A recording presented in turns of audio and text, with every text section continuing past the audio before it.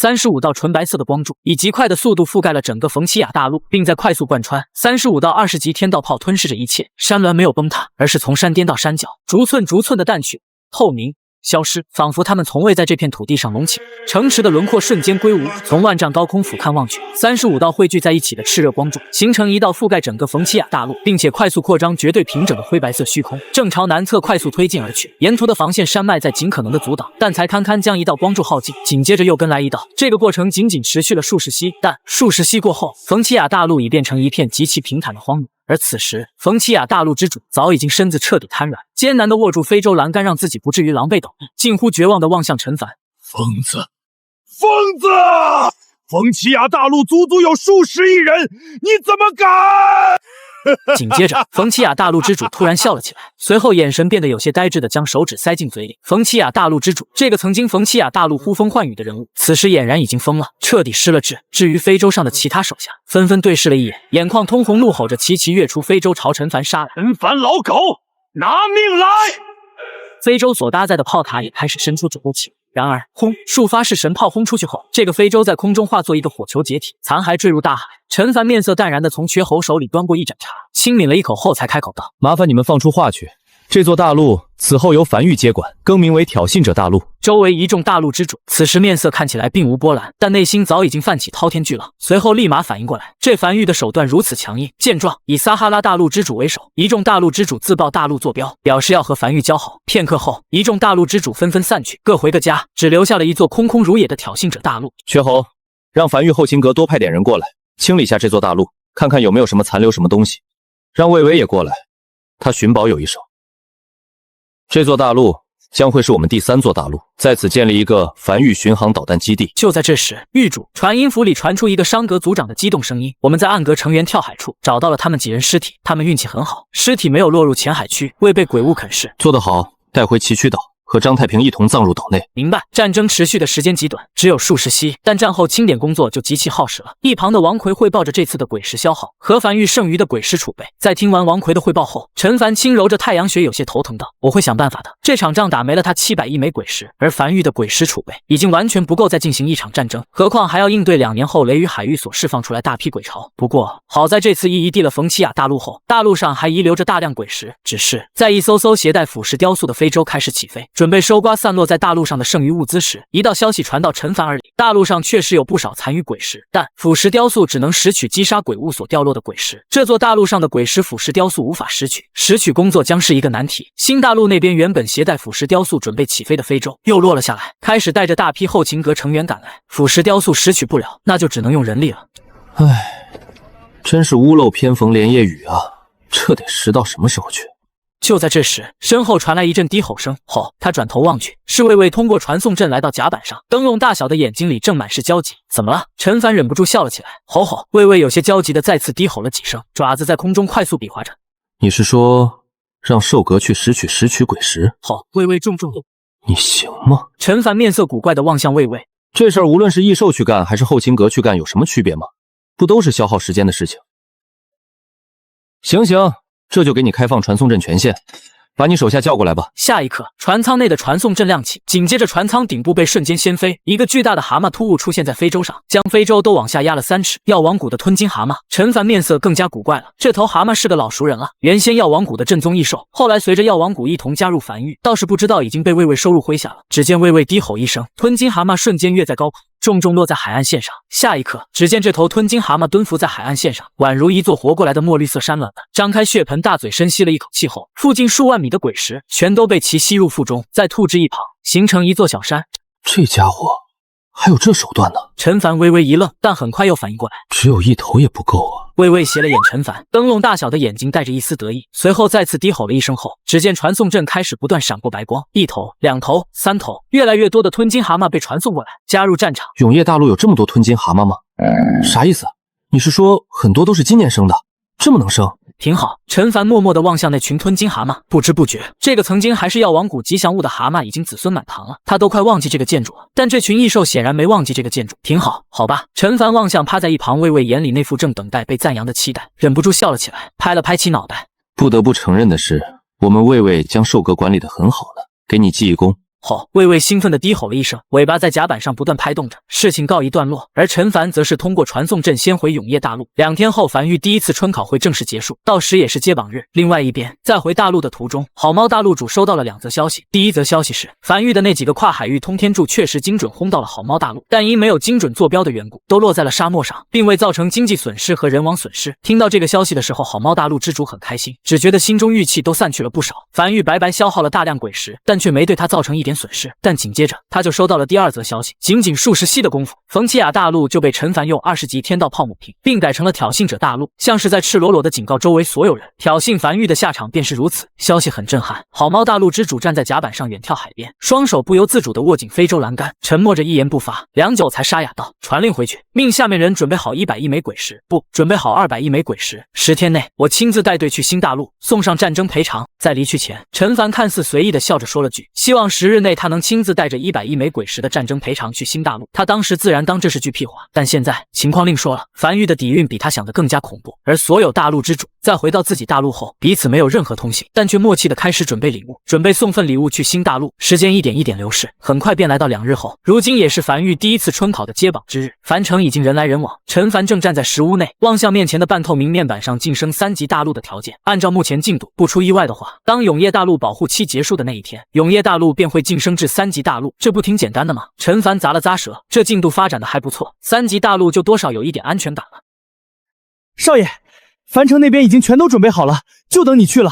好，我知道了。如今你已经是樊玉行阁河主，不是什么小跟班了。这种事情让下面的人来告知一声就行。嘿嘿，我喜欢跟少爷汇报消息的感觉。话说，你想不想给自己改个正式的名字？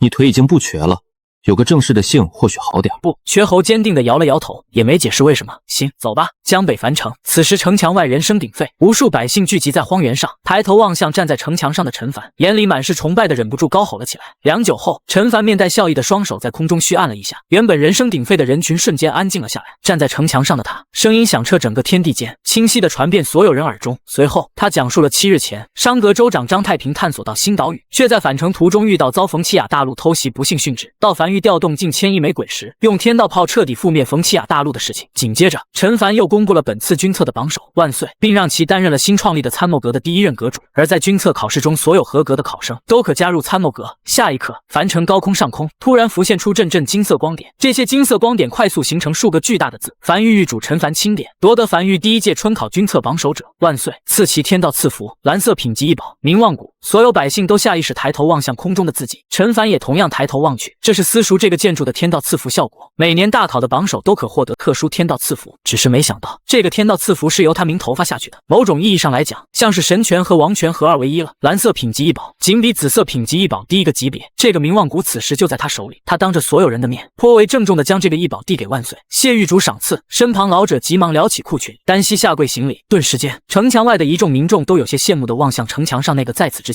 他们从未听说过也从未见过的一个老者，真正的一步升天，不但直接成为一阁之主，直接跻身于权力中心。一时间，人们突然意识到樊玉春考好像对于普通人来讲是最适合他们的通天路。在高空中金色光点渐渐散去后，陈凡才继续开口道：黑鬼大陆擅长贸易，和多座大陆拥有贸易关系，其中的畅销品便是加速阵盘，可使非洲速度翻倍。但黑鬼大陆在加速阵盘中做了手脚，一旦激活，黑鬼大陆那边便可轻易知晓非洲的坐标。加速阵盘对樊玉极其重要，这种重要的产品不能被外人掐住喉咙。本次阵法考试的题目就是尝试还原加速阵盘，其中一位考生不但完全解构了该阵盘原理，并实诚还原出来，让我们樊玉可以制造自己的加速阵盘，从此不受制于人。他便是年仅17岁的天才少年，阵法榜首800，担任樊玉镇阁副阁主，赏鬼币1000万枚，樊城核心房产1座。紧接着，800有些忐忑的在樊玉成员的指引下登上城墙，先是对狱主行了一礼后，才不安地对城墙外的民众挥了挥手。他从来没经历过这种场面，哪怕早已在台下做好心理建设，但此时也同样还是有些怯场。年仅17，浑身散发着青春洋溢的气息。当800登台的一瞬间，台下无数人都疯狂了，尤其是一些少女更是眼冒粉光的挥着手里的手帕，这样的人简直会是所有妙龄女子的梦中情人。而在下一刻，空中再次浮现出金色光点，樊玉狱主陈凡钦点，夺得樊玉第1届春考阵法榜首者800，赐其天道赐福，蓝色品级1宝，万里江山图。陈凡将凝聚在自己手里的这卷画轴递给800，800面色凝重的单膝下跪接过并道谢后，才有些忐忑道：狱主，我想说一句话可以吗？这个不在流程规划内，站在后面的瘸猴眉头微微皱起，接榜流程都已经定好的，怎容随意更改？当然，陈凡笑了笑，从怀里掏出一个可以扩声的医宝，递给800。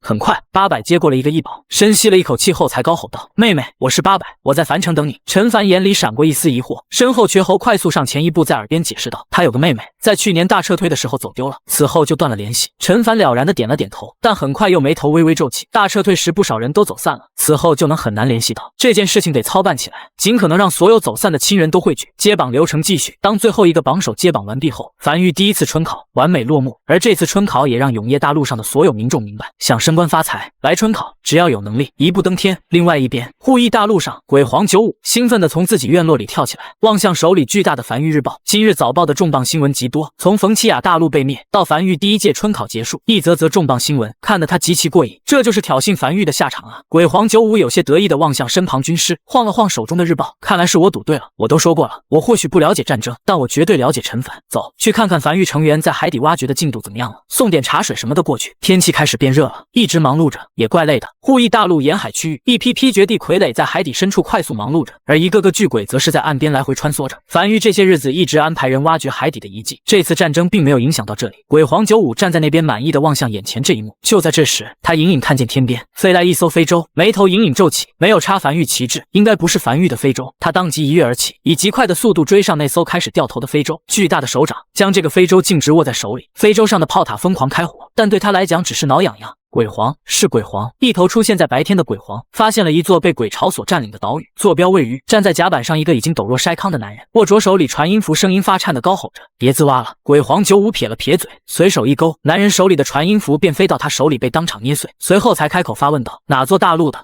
这个男人显然没想到遇见的鬼皇没有第一时间杀他，反而在和他沟通，一时有些没反应过来，半晌后才声音发颤的结巴道：“我们是撒哈拉大陆的对外探索非洲。”撒哈拉大陆。鬼皇95从身后掏出樊玉日报，上面清楚的记载着，当日和谈时有几个大陆之主也来了，其中就有撒哈拉大陆的大陆之主。随后才若有所思道：“护翼大陆距离撒哈拉大陆的距离这么远，你们的探索非洲都跑到这里了，手伸得够长啊，跟我走一趟。”说罢，也不管这个男人同意不同意，当即带着这艘非洲朝大陆飞去。这批人得交给陈凡，顺便也给他提了个醒，万一其他大陆探索到他们来打他们怎么办？也不知道能不能问陈凡要个可以使用樊玉旗帜的名义，或者是让陈凡正式将护翼大陆纳入樊玉领土，这样就不担心了。敢侵略他们，就是侵略樊玉的领土。他只想在这座岛屿上安安心心养老，每天喝喝茶，看看日报，度过余生，这样就挺好。很快，距离春考已经过去5日了。新大陆上那边传来消息，有数艘来自其他大陆的非洲停靠在距离新大陆100公里外的海域上，申请登陆，名义是前来祝贺永业大陆晋升至2级大陆，其中便有好猫大陆，名义是支付战争赔偿。新大陆1号据点城池的招待室里，各个大陆的大陆之主都极其默契地坐在座位上，安静地喝茶，彼此没有任何交谈。大家都知道彼此来这里是干嘛的，之所以是同一时间抵达，完全是因为彼此约好了时间一起来的，只是时不时会看一眼好猫大陆的大陆之主。在座所有人和樊玉是没有什么恩怨的，唯独这个好猫大陆可是刚被樊玉炮轰过的。这好猫大陆的大陆之主也是个脾气火爆的人，这次能乖乖前来支付战争赔偿，倒是显得有些意外。这家伙什么时候这么好说话了？就在这时，招待室的大门被推开，瘸猴走在最前面推开大门，陈凡拄着翡翠手杖走了进来。所有人见状急忙起身，陈凡笑盈盈地走至主位上，坐下后才望向一众人：“都坐，都坐，来到这里就和来到自己家一样，都放松点，不用那么紧张。”黑鬼大陆的蜀国国王嘴角抽了抽，脸上洋溢着热情的笑容，坐了下来。他这辈子已经很久没有笑得这么热情了。诸位此趟前来时，陈凡明知故问道：“为庆贺永业大陆晋升至2级大陆，特地前来送上贺礼，50亿枚鬼石，小小心意不成敬意。”黑鬼大陆的蜀国国王率先开口。招待室的门口，黑鬼大陆的成员快速上前，单膝跪地在门口，双手举起一个托盘，托盘上放着几个满满当当的鬼石储物袋，里面所装的都是高级鬼石。其他大陆之主也纷纷开口，贺礼均是50亿枚鬼石，这个数额是来之前就商量过后统一的，大家尽量保持一致，谢过诸位了。陈凡同样笑得很开心，向众人道谢。总共来了9家大陆，其中8家都给了50亿枚鬼石，这就是400亿枚鬼石，400亿啊！原本樊玉的可动用鬼石就只有297亿枚了，如今瞬间又充沛了不少。谁说战争不赚钱的？他怎么感觉好像也挺赚的呢？随后他才将视线移至好猫大陆的大陆之主身上，故作诧异道：“这位是空手来的？”啪啪啪，这个中年男人二话不说拍了拍手。很快7、8个男人端着托盘跪在门口，随后才起身，面色认真道：“这是200亿枚鬼石的战争赔偿，旨在消除2路之间的恩怨。还有，樊玉轰向好猫大陆的通天柱均落在沙漠上，并未造成人员伤亡。”陈凡眉头微微皱起：“你意思是我轰的不准？”“不是不是。”中年男人原本正绷着的气势瞬间软了下来，急忙摆手道：“我的意思是两路之间没有人员伤亡，好猫大陆不会因此记恨樊玉。这样啊？陈凡顿时笑了起来，误会了。不过我当时说的战争赔偿是100亿枚鬼石，你这里是善意。中年男人面色凝重道，这是来自好猫大陆的善意。除此之外，他再次拍了拍手，又有一个好猫大陆的男人单膝跪在招待室门口，双手高举着一个托盘，上面的鬼石储物袋显得沉甸甸。这个鬼石储物袋里所装的是本次贺礼51亿枚鬼石，本次共计送上251亿枚鬼石。除此之外，他又从怀里小心翼翼地拿出一个做工极其精美的盒子，放在桌子上，推至陈凡面前。这里所装的是2级大陆晋升至3级大陆的全部条件，好猫大陆花费大代价所得。这片海域里知道这个消息的大陆并不多。话音落下，周围一众原本就已经面色复杂的大陆之主纷纷面色微变。当视线落在那个盒子上后，眼里忍不住闪出一丝贪婪。这个盒子里的信息是真的还是假的？倘若是真的，不少人内心开始思绪翻转，或许他们得去找好猫大陆问一问了。众人齐齐望向好猫大陆的大陆之主，先是不解，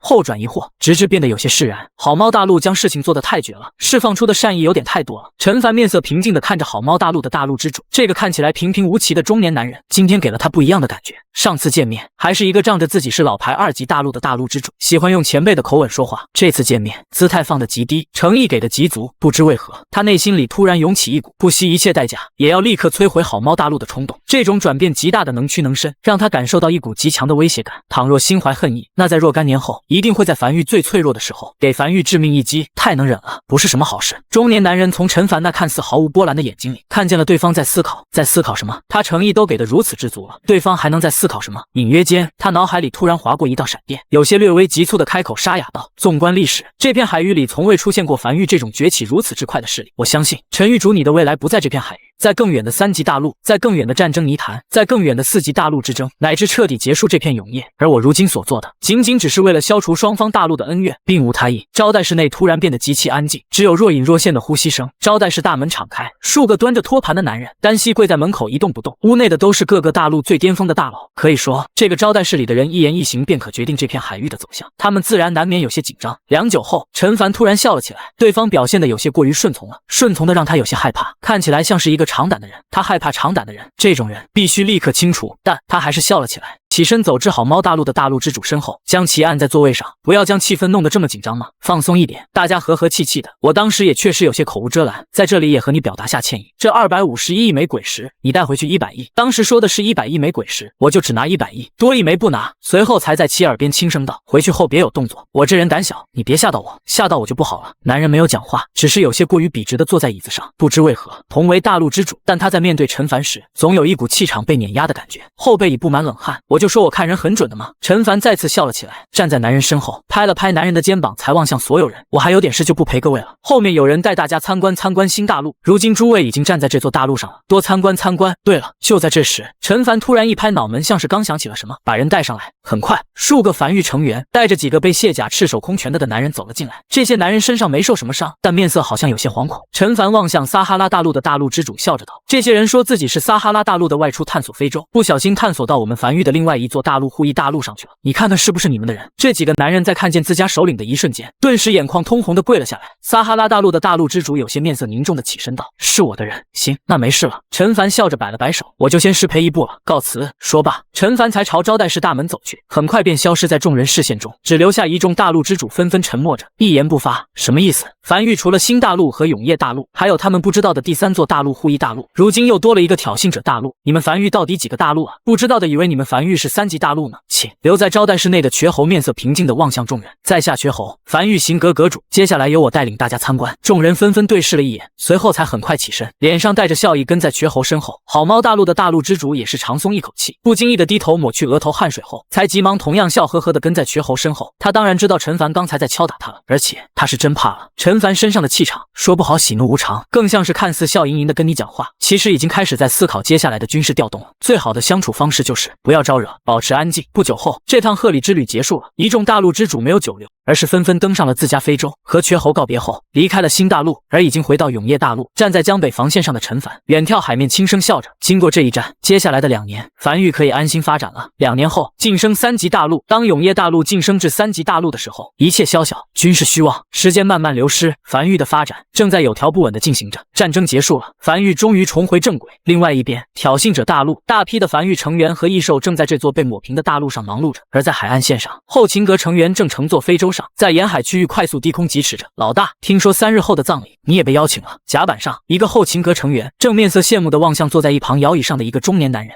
坐在摇椅上的中年男人抿了一口茶后，才忍不住轻笑了起来。好好干，过上个4、5年，你就也有我这资历了。3日后，樊玉将在稀有岛屿崎岖岛上举办一场葬礼，为探索到这座岛屿的功臣张太平，以及死在冯奇亚大陆上坠崖跳海而死的暗阁成员等一行人送行。老大，这个年轻男人沉默了许久后，突然有些面色复杂的开口道：“我想申请调离后勤阁，我想去商阁，我想立功，我想成名。我在后勤阁看不见立功的希望。外宣阁那边已经登报了，讲述了暗阁7人在冯奇亚大陆为不被活捉让樊玉受制，主动坠海身亡的事迹。标题是暗阁7雄。我想，如果我加入暗阁或者商阁，活着有机会建功立业，死了也有机会成名。但若是待在后勤阁，或许一辈子就这样了。”躺在摇椅上的中年男人偏头望向其眼里，虽然写满了对未来的茫然，但又散发出一丝坚定。上扬的嘴角微微拭去，半晌后才轻声道：“也罢，若你心意已决，我会为你写一份推荐信的。我在商阁那边有不少老熟人，只是去了那里，你就要从头开始了。要去。”年轻男人深吸了一口气，我宁愿轰轰烈烈的死去，也不愿默默无闻的老去。真的是。中年男人长叹了一口气，有些没好气的摆了摆手：“你也不是没经历过大逃亡的人啊，看待问题怎么还是这么……”声音戛然而止，摆放在非洲甲板上的哨塔突然开始滴滴答答的鸣笛，这意味着检测到未知生物天道鬼。中年男人微微一愣，他在哨塔表面上放鬼皮地图的地方，看见了在海底8000米的位置，有一头体型巨大的鬼物趴在海底，像是在吮吸这座大陆。来活了！他瞬间从椅子上蹦起来，掏出自己的传音符联系到上级，在挑衅者大陆东部37号沿海区域，海底8000米深，疑似发现一头天道鬼。随后才望向年轻男人咧嘴笑了起来。谁说后勤阁立不了功了？这不就一功吗？一炷香后，陈凡已经出现了挑衅者大陆东部37号沿海区域，在安置在海边的哨塔上，确实清清楚楚地看见了海底有一头巨大的天道鬼。樊玉那边携带核弹头的通天柱已经升空，即将抵达。后勤阁成员正在旁边快速部署着腐蚀雕塑，准备将海底天道鬼死后掉落的物品第一时间吸上来。狱主一旁的王麻子跑来，从怀里掏出2沓牛皮纸，这是从腹地地底残骸中找到的一些材料，你看看，这一沓是从周边一座城市地底废墟里找到的。陈凡接过牛皮纸，低头望去，拼死一搏，只要快速占领新大陆，获得大陆之星，便可晋升至3级大陆。一扫宵小，祖上保佑，冯奇亚保佑。且上面的字迹很潦草，他大概能想象得出来，在不久前的一天，冯奇亚大陆之主正独自一人坐在书房内，才草纸上潦草书写着，最后制定了这个计划，偷袭新大陆。原来如此，陈凡有些呢喃着，他终于知道冯奇亚大陆为何要偷袭新大陆，原来是为了凝聚大陆核心。这是从哪来的小道消息？大陆核心只有一种获取方式，就是击杀天道鬼方有机会掉落，除此之外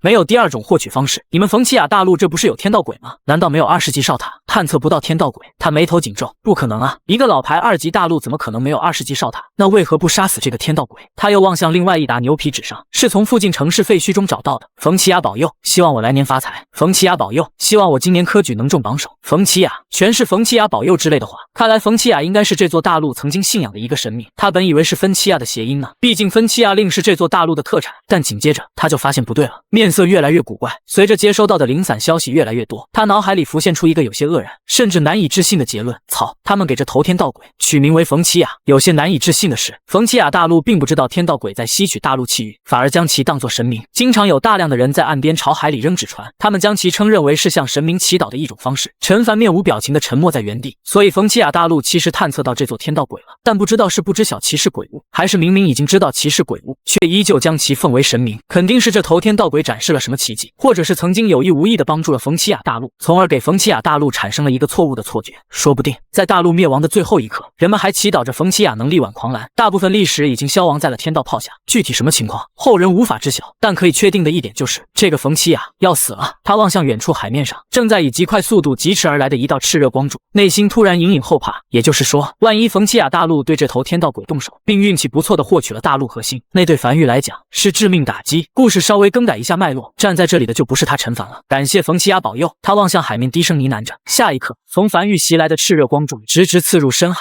精准命中藏匿于深海的天道鬼。数息后，轰！滔天海浪掀起，整个沿海上空都爆发出炽热光芒。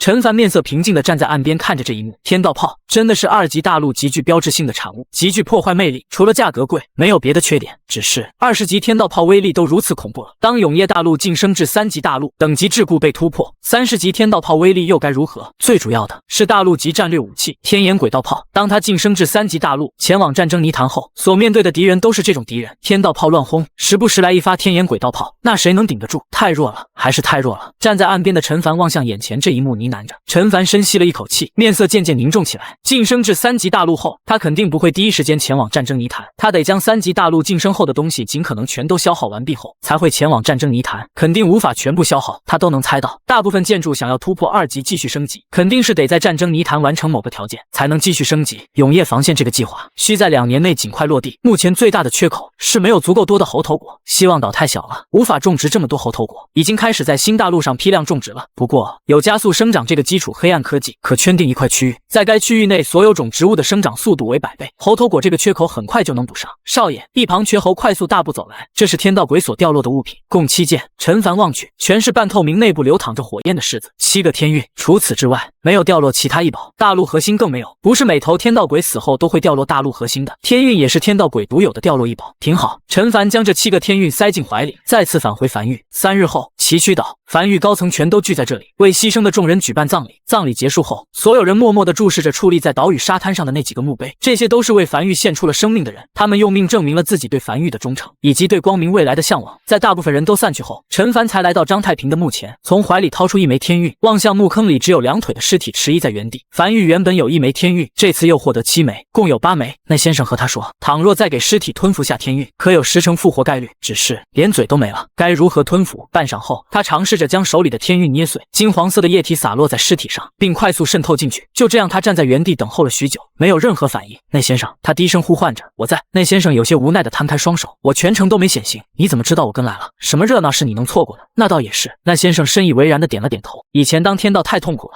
没有实体不说，还不可能离开自家大陆。如今这个天道当得有些过于舒服了，能四处溜达。现在这是什么情况？陈凡指了指墓坑里的尸体。那先生有些迟疑道，我曾经和你说过，如果能找到张太平的3成尸首和紫色异宝天运一起安葬在崎岖岛，可有10成概率复活。这个消息是我自己猜的，毕竟崎岖岛是有概率复活，天运又可在关键时刻让服用者运气大幅提高，所以应该是有联动的，但具体有没有效果，那就不太确定了。陈凡看了眼天道，没说什么，只是默默从怀里掏出问天铃，开口询问道，有一座特殊岛屿名为崎岖岛，埋葬在该岛屿的尸体可有一定概率死而复活，将尸体和天运一起埋葬，会使复活概率达到100%吗？不会，天运只对活人生效。陈凡站在原地望向墓坑里那边的金黄的双腿，沉默许久后才平静道，那先生，从此刻开始，你欠我1枚天运和100万枚鬼石，想办法给我补上。以后你猜测的消息，前面要加上猜测2个字，不要那么笃定。随后才大步朝远处走去，并招手唤来等候在一旁的瘸猴，开口询问道：樊玉如今对战死成员家属是怎么安排的？樊玉负责赡养，根据战死成员职称来定档位。陈凡停顿了一下后，才轻声道：跟财阁那边的人讲一下，将张太平家属的待遇调整到最高一档。明白。瘸猴面色严肃的点头，记下这件事。临走前，陈凡最后转身看了眼张太平的墓。其实他清楚知道，作为一个合格的首领，不能对战死的手下有太多感情，那样会影响自己的决策和判断力。平日做作秀完全没问题，一旦走心就不好了。更何况此前他甚至都不知道樊玉有张太平这么一个人。但或许是因为第一次当首领的缘故，当他看见一个个对他来讲几乎是完全陌生的陌生人，却因为他的理念，因为樊玉的理念，甘愿赴死时，内心难免有些触动。他不知道对于一个女人来讲最高的认可是什么，但他知道对于一个男人来讲，最高的认可就是甘愿为你赴死，这是最高认可。认可也同样意味着责任。樊玉的责任在他肩上，永夜大陆的责任在他肩上。他的一举一动决定着无数人的性命，无数人的去向。他必须谨慎，谨慎再谨慎。那先生站在原地，收起了脸上那种玩世不恭的神情，有些面色复杂地望向陈凡的背影。他清楚陈凡肩膀上的责任，更清楚陈凡所面对的压力。陈凡不算是一个完美的领袖，也有自己的情感弱点，但或许正是这份弱点，才让这么多人是心甘情愿地追随陈凡。樊玉发展至今如此之久，几乎没出过内部叛徒，这对一个势力来讲，堪称是奇迹。新大陆大批猴子在10级农田上种植猴头果，魏魏这几天算是忙坏了。新大陆和挑衅者大陆来回跑，但灯笼大小的眼珠里却洋溢着前所未有的兴奋。这是寿阁第一次被如此重视。吼吼！魏魏趴在新大陆的一片农田前，将所有猴子聚集起来，低吼着下达着命令。可就在这时，魏魏身后突然传来声音，只见魏魏父母慢慢爬了过来。魏魏啊，你妈怀孕了，所以我想跟你申请一下，能不能把我调回樊玉？我想带你妈去休养生产。他俩虽然是魏魏父母，但魏魏才是寿阁阁主，这种调遣还是要请示是下阁主的。魏魏转过头去，有些难以置信地望向自己的父母，低吼着。可正常来讲，吞天鳄的生育率是没这么高，但异兽培养屋这个建筑实在太好用了，而且你也不要用这种眼神看我。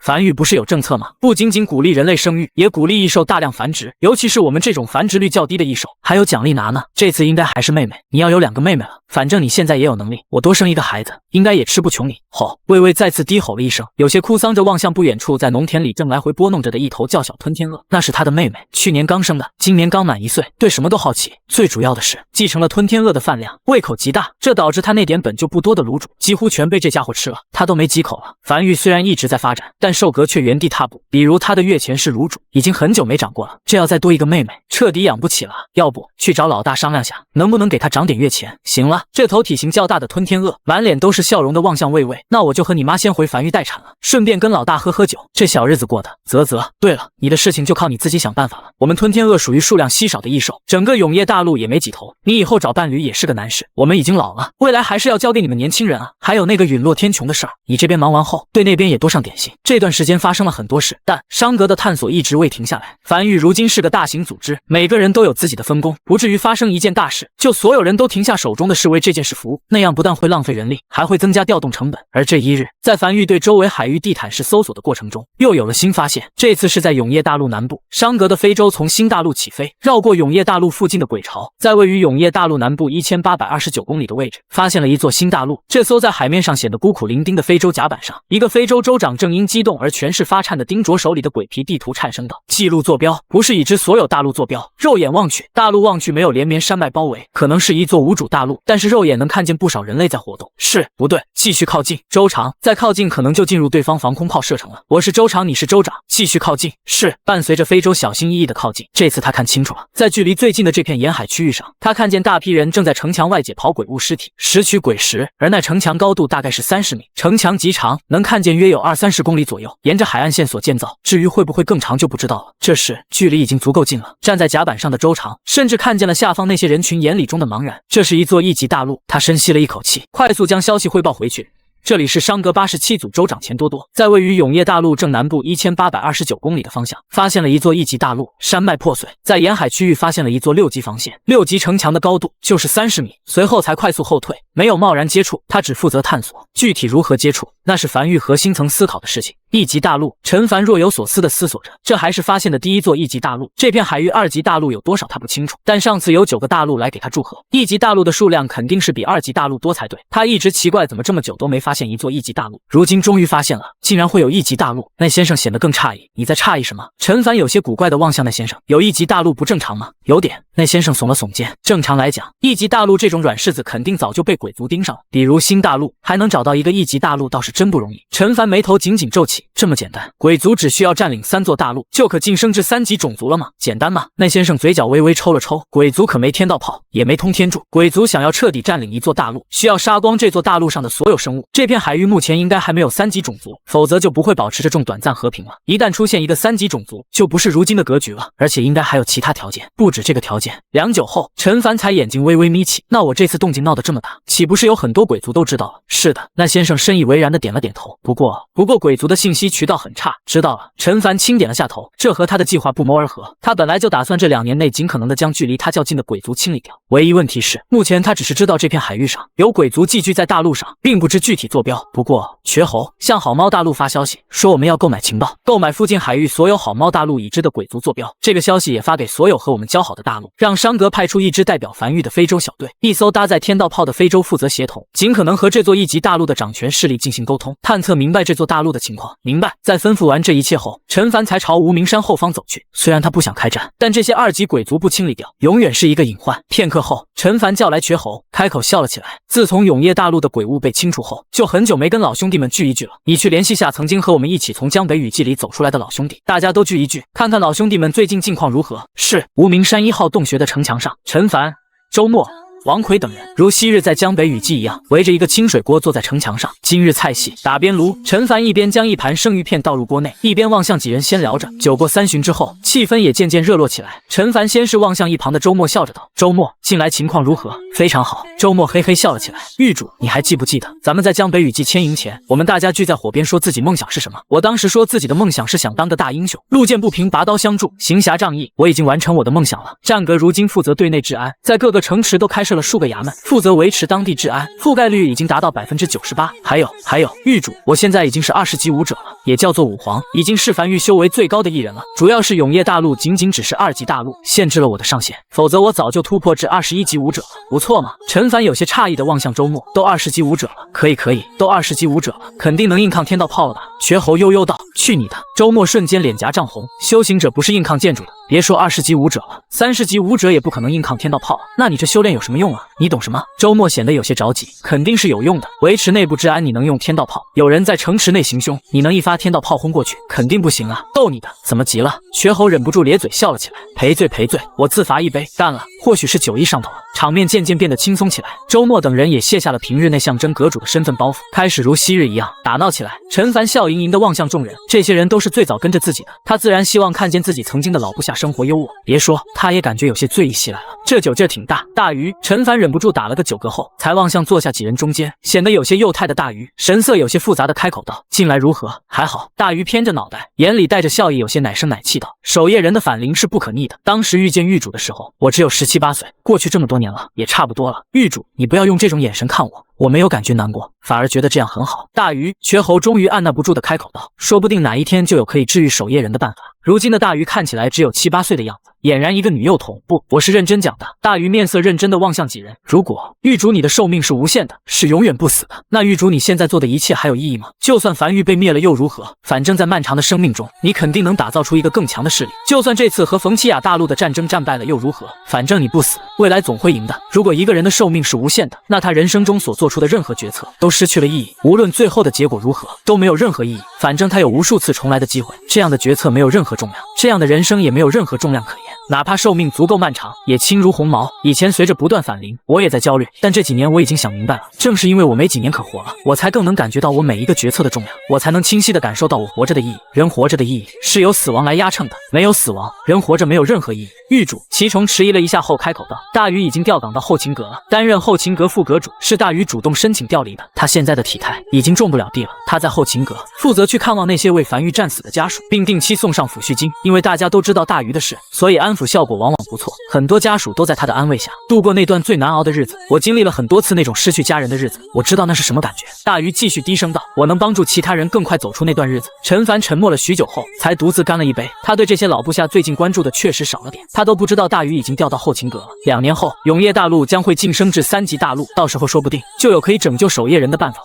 得之我幸，失之我命，此生能有凡域做家人，已经是我大鱼的福气了。看起来极其幼态的大鱼站起身来，稚嫩的小手端起一杯酒，昂头一饮而尽，颇显豪气。然而下一刻便突然瘫软在地上，发出微鼾声，竟直接睡着了。陈凡无奈地笑了起来，将身上大衣脱了下来，披在大鱼身上，这才反应过来，这点酒对一个孩子来讲确实有点上劲儿。本来他还想问问大鱼那个爱人的事情，或许是瘸猴知道了他心底的想法，又或许是瘸猴也好奇，有些迟疑的开口道：“我记得大鱼有一个爱人叫公羊一月，是以前公羊一族的太上长老，一个老头子，也是个守夜人。”坐在一旁的少秋默默道：“大鱼和公羊一月因彼此都是守夜人的缘故，诞生爱意，但彼时大鱼已经启动数次，只有10几岁的年龄，公羊一月却70、80岁，还能启动数次。为了不让别人对大鱼有闲言碎语，于是，在永夜大陆决战结束后，公羊一月主动启动2次，将年龄降至和大鱼一个年龄。此后，两人便组成童男玉女搭档，一同加入后勤阁，平日主要负责安抚为凡域战死成员的家属。故事经过说书人齐真人传了出去，如今在民间，两人代表着极其纯粹且为了彼此宁愿放弃一切的爱情。话音落下，在场众人纷纷沉默，都有些复杂的望向躺在一旁城墙上盖着大衣睡得极香的大鱼，不知为何，隐隐有点羡慕呢。瘸猴有些低声道：“我还没找到那个可以奋不顾身放弃一切爱我的人呢。来，喝酒。”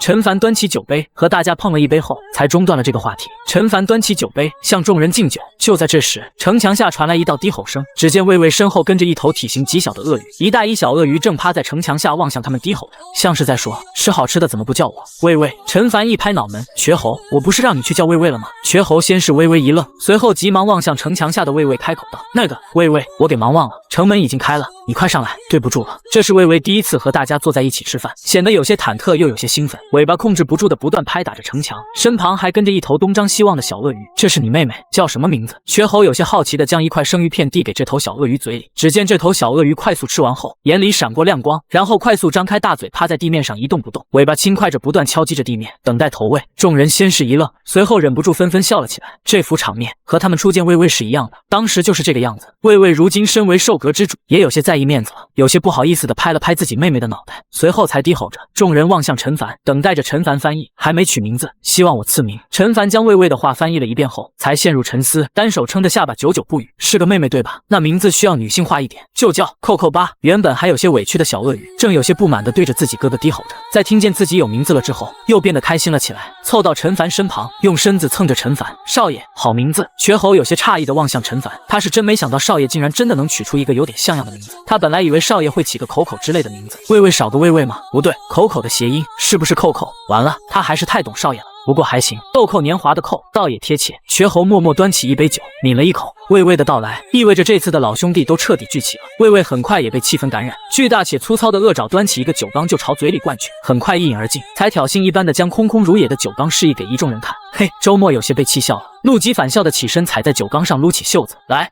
今天你我拼一拼。别了，瘸猴急忙拉住周末，哪有人和异兽拼酒量的？魏巍也低吼了几声。陈凡坐在摇椅上笑着翻译道，魏巍说他绝对不作弊，所有酒都是进度的，没储存起来，不服就拼一拼。气氛变得极其活络，或许是醉意上头，他觉得有些醉了，只是靠在摇椅上，笑着望向眼前这一幕。从崎岖岛葬礼回来之后，他最大的感悟就是，尽量在身边人还活着的时候，多在意身边人。人不是老了才会死，说不定什么时候明天就死了。大鱼说的也没错，正是有死亡的存在，人生的每个决定才有了它该有的重量。当人生可以无限重来时，所有岔路口的选择都没有了任何意义。但显然，魏巍的酒量彻底碾压周末，没一会儿周末就倒了下去。王奎也一扫往日沉稳，撸起袖子接替了周末的位置，抱起一个酒缸。你是异兽，我们是人，车轮战很合理，来继续。至于扣扣，一边眼睛里闪着亮光，给自己哥哥时不时低吼加油助威，一边快速吃着赵生平递来的卤煮，那叫一个不亦乐乎。倒下的人越来越多，只有瘸猴一个人还在硬挺着，嘴里还嘟囔着什么不能给少爷丢人。一个区吞天鳄也敢如此放肆，魏巍确实守信，没耍赖，所有酒水都灌入了自己胃里，此时显得也有些迷迷糊糊的，身躯摇摇欲坠。扣扣也吃饱了，躺在地面上，四肢仰头，顶着圆鼓鼓的大肚皮，满脸都是享受。只有不到半米长的扣扣，显得像个袖珍手办一样，至少和魏巍比起来是这样的。陈凡躺在摇椅上，嘴角带着笑意望向眼前这一幕，他也觉得有些微醺了。直至魏巍和瘸猴两人最后干了一缸后，全倒了。魏巍和瘸猴都迷迷糊糊的倒在地上睡了过去。他已经不记得上次带着兄弟们一起聚在一起吃饭是什么时候了。伴随着樊玉发展越来越大，平日都在各个地方忙，能将人凑在一起，还有闲心吃个饭喝个酒，着实不容易。他起身准备朝屋内走去，但起身的一瞬间，凉风袭来，瞬间浑身清爽的同时变得更加晕了，用力晃了晃脑袋，拄着翡翠手杖朝城墙下走去。这风怎么感觉有度数一样呢？又从怀里掏出传音符，来人，将他们都带回屋内睡去。快乐的时光总是短暂的。第二日酒醒之后，王奎等人又再次回到了各自的岗位上，开始忙碌着。这些日子，镇阁已经开始批量生产加速阵盘，并且尽可能的适配到樊玉所有非洲上。在加速阵盘和载具攻防天道赐福的双重加速增幅之下，樊玉的非洲已经是这片海域里非洲速度最快的一个势力了。次日，数十艘顶着樊玉旗帜的非洲便已经抵达位于永业大陆南部的这座发现的异级大陆。真是怀念啊！站在非洲甲板上的商阁副阁主有些怀念的望向下方矗立在海岸线上的那道6级防线，从怀里掏出一枚异宝，高声道：“这里是2级大陆永业大陆的非洲探索队，来个能当家的，出来一叙。”正值白天，有不少人类正在城墙外解剖鬼物尸体，拾取鬼石并捡取异宝。不少人都听到这道声音，时不时抬头望向他们，只是手上的工作并未停歇。天塌下来了，也得先将鬼石捡完，这都是炮塔所需的必需品，今晚要用的。很快，只见防线后方一艘非洲升空，并有些警惕地缓缓靠近他们。甲板上站着一个国字脸的中年男人，身后还围着一众手持利器的部下。在靠至足够近的距离后，这个中年男人才望向樊玉一众人，沙哑道：“王丈八，绝望大陆西部镇鬼6号防线负责人，敢问2级大陆为何意？”负责本次外交行动的商阁副阁主微微一愣，随后才忍不住笑了起来。这座大陆都不知何为1级大陆，何为2级大陆，和他们昔日的永业大陆很像，随后才同样介绍道：在下张大毛，樊玉商阁副阁主。前日我们樊玉的对外探索非洲，发现贵大陆，特意派我前来和贵大陆交涉，或许可以有些合作的机会。大陆是有等级之分的，像你们这种大陆就属于1级大陆，再往上一个等级便是2级大陆。这个中年男人沉默了许久后，才开口道：这件事我做不了主，我已经向上汇报了。张大毛点了点头，没有多少说什么，只是开始耐心等待。没过多久，一艘非洲从防线后的远处快速逼近，直至靠近他们。这艘非洲甲板上仅仅站着一个老者，在下问天楼楼主。问天，请问阁下怎么称呼？樊玉商阁副阁主张大毛。简单的自我介绍后，张大毛说明了这次过来的目的，主要是为1级大陆带来一些樊玉的城防建筑样品。这个骨瘦嶙峋的老者低头沉默在原地，没有讲话，只是呼吸不经意的渐渐急促了起来。对方随意吐露出来的一个个商品，都令他忍不住的呼吸急促。能减少弹药40%消耗的是魂雕塑、自动拾取、自动修复、非洲加速、传送阵、远程火力支援打击，这一个个东西真的是他们能买得起的吗？一座是魂雕塑价格多少？不贵的。张大毛笑着道，一座10级是魂雕塑的范围是100米，售价只需10万枚鬼石。贵是不贵，只是我们的鬼石也不多，不急，你这几天内将你们大陆内部产出的物品，比如一些鬼值啊、异宝啊、建筑蓝图都拿个样品给我们评估一下，哪怕是那种特别常见的东西，随手可见的也列在清单上。每座大陆都不一样，说不定在你们这里特别常见的商品，在其他大陆很稀少呢。我们会评估出一个合理的价格，而且我们还可以接受赊账。赊账？这个绝望大陆的问天楼楼主这次彻底难掩内心震撼，有些茫然的抬头望向张大毛，他甚至感觉对方是不是有什么天大阴谋？你做生意还能赊账的？自然。张大毛笑呵呵道，当你们晋升2级大陆后，会有3年保护期，这3年保护期内会诞生大量鬼矿，到时候用这些鬼矿还债就好。7日后我会再来一趟，这7日内你将你们大陆的东西都列好清单，当时候我会带着我们樊玉天仓阁阁主来查看，并给每个商品定价，希望我们合作愉快。合作愉快。樊玉参谋阁内，陈凡坐在主位上，万岁坐在右侧汇报着近日的讨论。狱主，根据其他大陆那里给我们发来了关于鬼族所占领大陆的情报，其中3个鬼族疑似是只差占领1座大陆就能晋升至3级种族的，我们需将这3个种族率先掐灭在牢笼里。这3个种族分别名为是天族、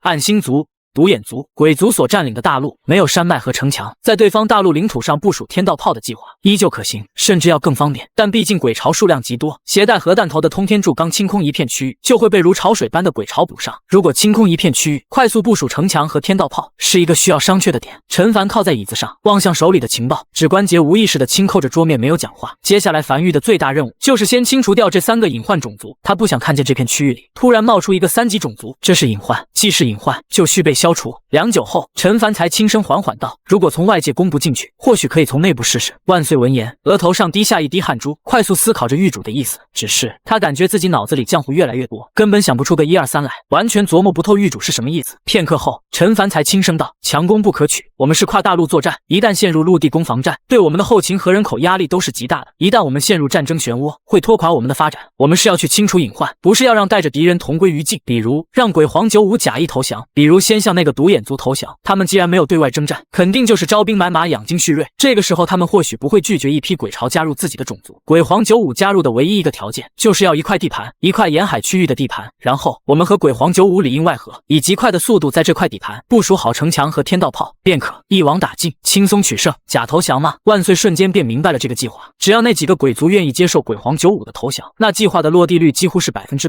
没人想象到一批鬼巢会效忠他们樊玉，这是一个几乎不可能的事情。计划定下，陈凡才起身大步朝外走去，他得去一趟护翼大陆。3日后，他抵达了护翼大陆。当他踏上护翼大陆的那一刻，一头鬼皇快速前来，蹲在陈凡身前。陈凡如往日一样踩在这头鬼皇的肩膀上，平视着面前这个足足数十米高的鬼皇95，笑了笑，才轻声道：无聊来看看，进来可好？鬼皇95和踩着鬼皇肩膀的陈凡，一人一鬼，就这样在沿海沙滩上漫步着。鬼皇95有些紧张的迟疑道：还行。他不清楚陈狱主的来意，他不敢说自己过得很好。樊玉那边苦哈哈的，他在这边快快乐乐的退休了。狱主听见心里能舒服吗？仅仅只是还行吗？不，非常好。鬼皇95急忙改口道，有些尴尬的挠了挠头，我不敢说，其实只能用2个字来形容，那就是幸福。我从未想过活着可以如此轻松，如果这样的日子能一直持续下去就好了。对了，狱主，那个虚幻玄武前些日子消失了，你看有空了能不能再轰一发？少了虚幻玄武，总感觉每天少了项娱乐活动。陈凡偏头看了眼鬼皇95，好，回去后我会安排。随后才轻声道：正常来讲，你是鬼，我是人，我们理应势不两立。但昔日在永夜大陆的时候，你在黄泉口区域和我和平共处了1年，在决战来临前夕，又拼死困住了一批鬼巢的指挥官，同归于尽。死后觉醒黑暗圣体，侥幸复活，又与我相见，此后便一直待在这座大陆。这或许算是缘，但你如今这样的好日子不会一直持续的。你有想过，当樊玉万一战败了，失去樊玉庇护的你们该如何自处吗？你们已经很久没征战了吧？你的部下还有征战之心吗？过了这么久好日子，他们还有拼死一搏的勇气吗？鬼皇95没想过这次议题如此严肃，半晌后才沙哑道：我不是没想过这个问题，但我坚定认为樊玉不会战败。倘若樊玉都战败了，那哪怕我们有征战之心，鬼巢多出10倍，也是必死无疑。万事没有绝对。陈凡摇了摇头，平静道：目前这片海域里，我不想看见有3级大陆的晋升，或者是3级种族的晋升。但是目前这片海域里有3个种族即将晋升至3级种族，这3个种族对于樊玉来讲是个巨大的隐患。一旦他们比樊玉提前晋升至3级种族，他们便会对新大陆动手，切断樊玉的后勤供应，樊玉无法对外探索和贸易，并在樊玉保护期结束后对樊玉动手，甚至在这2年大肆占领其他大陆，从而变成底蕴深厚的3级种族，甚至有可能是4级种族。这对樊玉来讲是个巨大的威胁，樊玉必须要清除掉这3个隐患。目前樊玉参谋阁阁主万岁那边出了个方案，鬼皇95率鬼巢假意投降，要一块我们指定的沿海区域地盘，然后樊玉暗中登陆，部署城墙和天道炮，从而在短时间内快速清除掉这3个隐患。你怎么看？鬼皇95突然停下脚步，低头沉默了许久后，才面色复杂的抬头望向陈凡。陈狱主，你提的任何要求我都不会拒绝你，但我真的不想被卷入任何一场纷争了。我真的只想安安静静的养老，我觉得现在这样就挺好。而且我们没有黑渊，我的部下死亡后无法再次复活了。你现在的生活是樊玉提供给你的。唇亡齿寒，倘若樊玉亡了，你还能有现在的生活吗？陈凡平静的轻声道：我可以答应你的是，樊玉会给予你最大支持。倘若你有部下在本次作战计划中战亡，樊玉的黑渊你可使用，用于复活你的部下。和平是需要用战争来守护的，你帮樊玉这一次，我可以给你一个承诺，只要樊玉不亡，樊玉护你一辈子，让你的养老一族可以一直在樊玉的庇护下养老。鬼皇95站在原地沉默许久后，才挤出一个有些苦涩的笑容。好，我答应了。狱主，其实我一直很感激你，我并不是不想回报你，只是我内心深处真的很抗拒被卷入纷争。我明白。陈凡点了点头，突然笑了起来。听说你有孩子了，这次回来后，你就可以抱着孩子享天伦之乐了，好日子还在后面呢。嘿嘿，鬼皇95挠头笑了起来。他们鬼族拥有一个孩子可不容易，只是这个消息他也是今早才知道的。狱主消息这么灵通吗？思绪片刻，鬼皇95去准备了，准备集合自己的手下，全体出门。5日后，坐在大陆核心处一座宫殿王座上的独眼鬼物，瞳孔中闪过一丝疑惑。樊玉在此之前，他从未听过这个势力。冯奇亚大陆一战确实打得漂亮，此次战役也足以证明樊玉的狠辣和实力。看来这片海域里出了一个小刺头啊。不过他们独眼族只差再占领一座大陆，便可晋升成3级种族。只要晋升成3级种族，一旦晋升，樊玉这种2级大陆对他们根本造成不了威胁，只要沉淀一段时间，一统这片海域完全不成问题。就在这时，一个小鬼快速跑入宫殿内，单膝跪下，声音略微急促地汇报道：